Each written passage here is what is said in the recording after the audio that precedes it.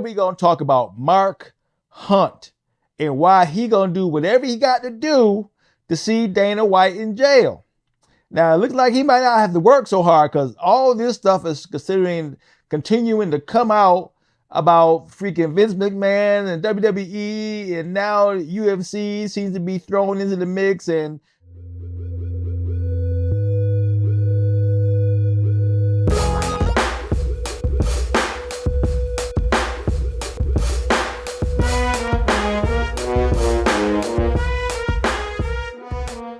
hey, what's going on, fight fans? Hey, this is Coach D, the Wild Man, coming at you again with another episode of Coach D Media.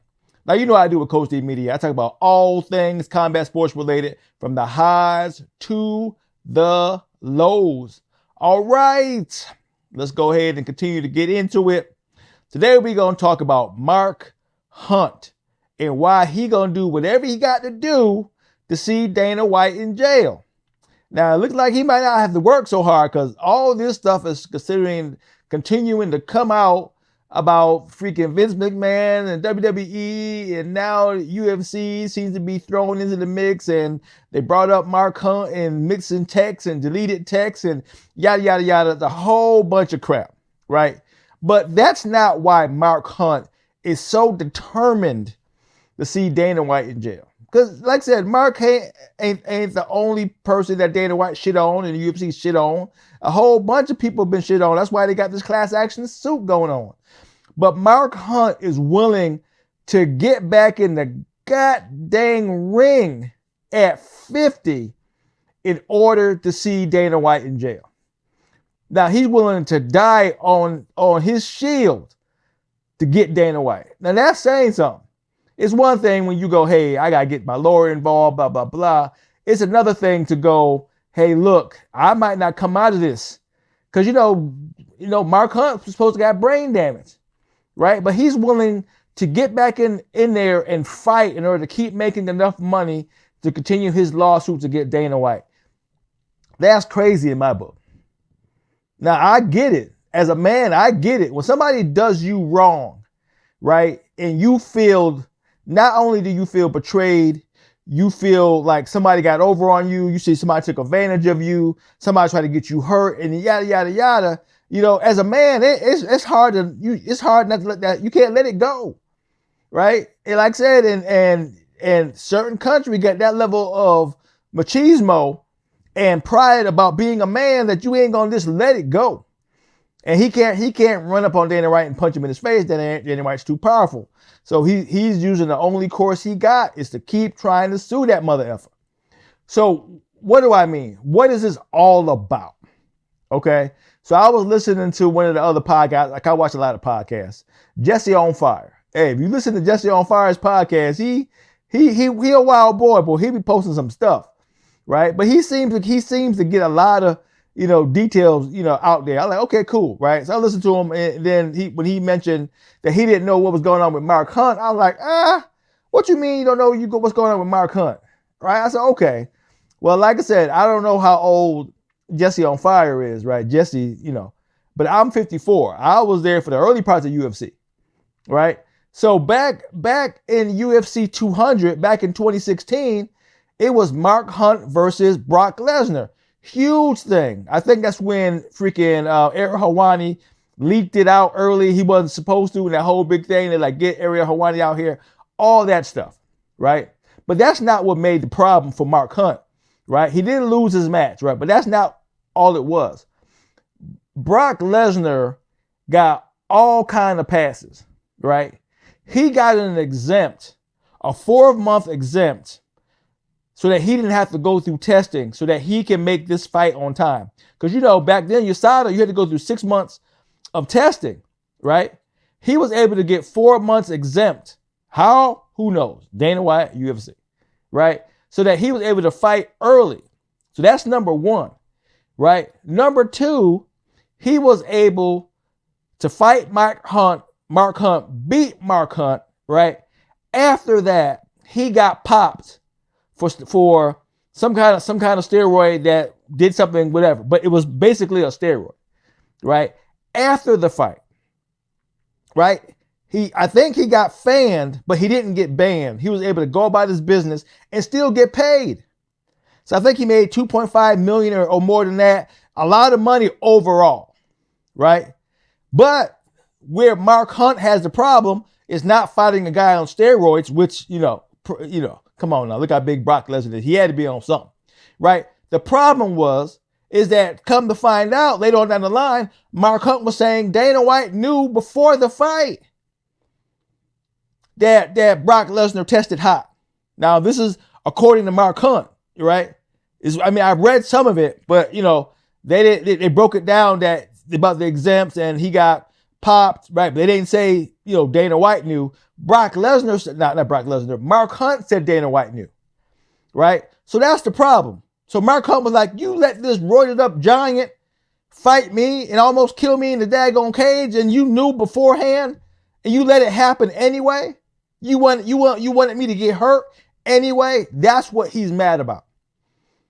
That Dana White and the UFC was going to let this guy come in jacked up and do him dirty, right? That's why he's taking it personal. It ain't just about, how much money Brock Lesnar made over Mark Hunt, which is also part of this class action lawsuit, that Brock Lesnar was able to come in and make tons of money, right? And upwards of $8 million for several fights, right? Where everybody else was making peanuts compared to Brock Lesnar.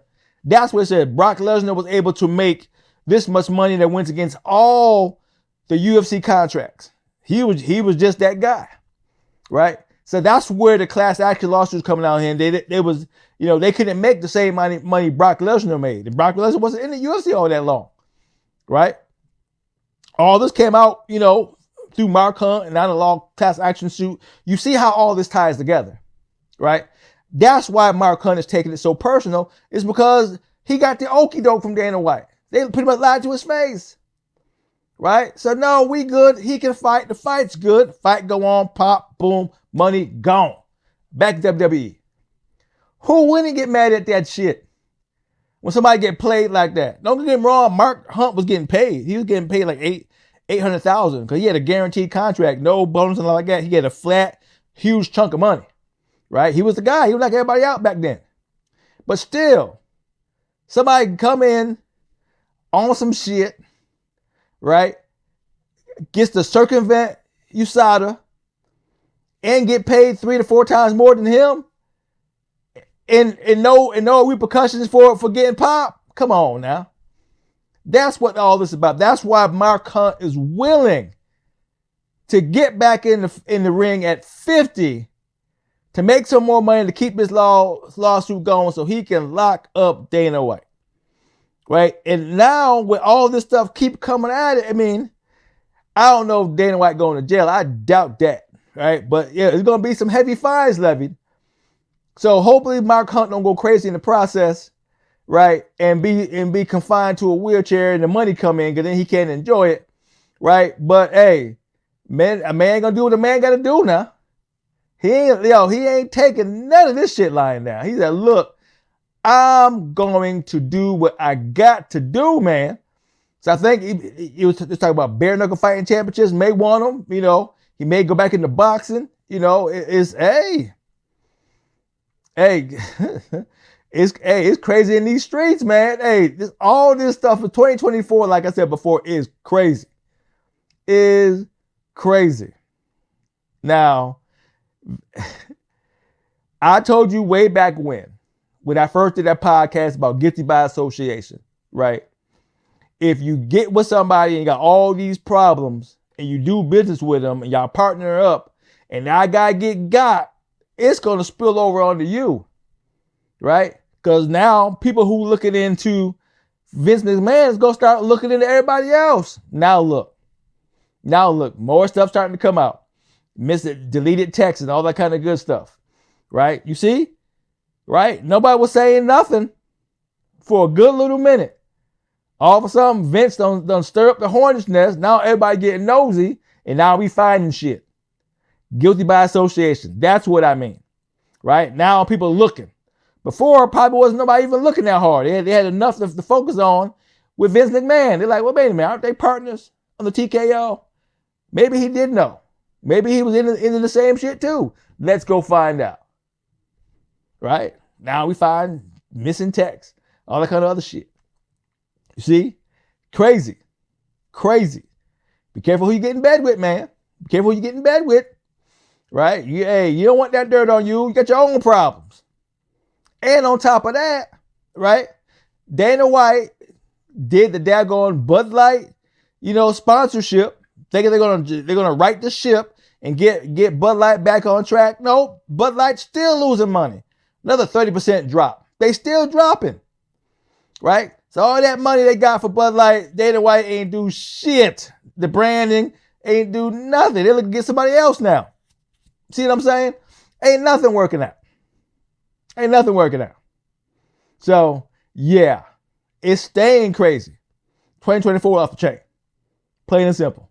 Off the mother effing chain. So we'll see. But this is getting good. But that's what it is with Mark Hunt, right? He ain't taking it lying down, nor should he. Right? Somebody get to come in, roared it up when USADA was running strong back then. USADA was on it back then. Right? They let Brock get through, get a waiver, get exempt for 4 months. Come on now. But that's what it is. That's why, Mark Hunt ain't playing. He ain't done with this shit. So we'll see. But that's all I got. Yo, I'm having a good time with this. I ain't gonna lie. This is Coach D, doing what I'm doing, calling it like I see it, talking my share of shit. To hear from me again, peace out.